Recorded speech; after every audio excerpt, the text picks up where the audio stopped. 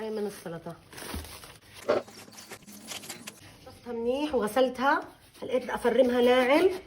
انتوا يا بتفرموها على ايديكم يا اما تفرموها على الفود بروسيسر.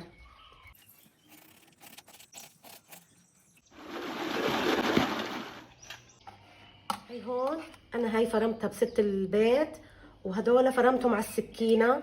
هذا رح اعمله نوع وهذا رح اعمله نوع. هلا بدنا نعمل هذا النوع قدامكم. هاي الجاط مليان على الاخر ملفوف. هلا رح احط معلقتين كبار زي هيك سكر كبار على الاخر. السكر بيعطيه طعم غير شكل. بدي احط نص معلقه كبيره ملح، طبعا الملح حسب الدواء بعدين بنظبط ملحه.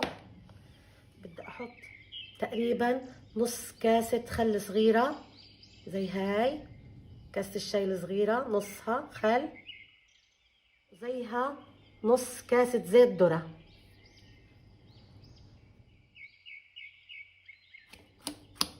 هلا بدنا نحط عصير نص ليمونه كمان، وبدنا نحركهم منيح منيح ونحطهم بالثلاجة لأكثر من 12 ساعة. كل ما طولوا بالثلاجة أعطونا نكهة أزكى وألذ. بحط كمان شوية زيت ذرة، يعني تقريبا أخذوا كاسة إلا شوي زيت ذرة. هي هون بسم الله بعد ما حطيناه بالثلاجة أكثر من يوم، ممكن تخليه يوم أو يومين. طبعا عليه الخل وعليه الليمون والملح والسكر بيعطيه طعم طيب كتير كتير. هلا بدي اقسمه نصين، نص رح احط عليه مايونيز والنص الثاني بتاكل زي ما هو هيك، طعمه كتير زاكي. جربوا هاي الطريقة رح تعجبكم كتير كتير. هاي نص، هذا الجزء اللي بحط عليه المايونيز حطوا قد ما بدكم، تقريبا بده معلقتين كبار او حسب الكمية اللي انتوا عاملينها. والجزء الثاني بتقدر تاكلوه زي ما هو هيك، كتير طعمه طيب. كل ما تركتيه بالثلاجة كل ما كان طعمه أزكى وأزكى. صحة وهنا.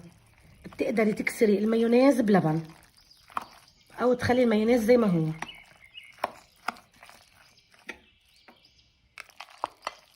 هاي صحن التقديم.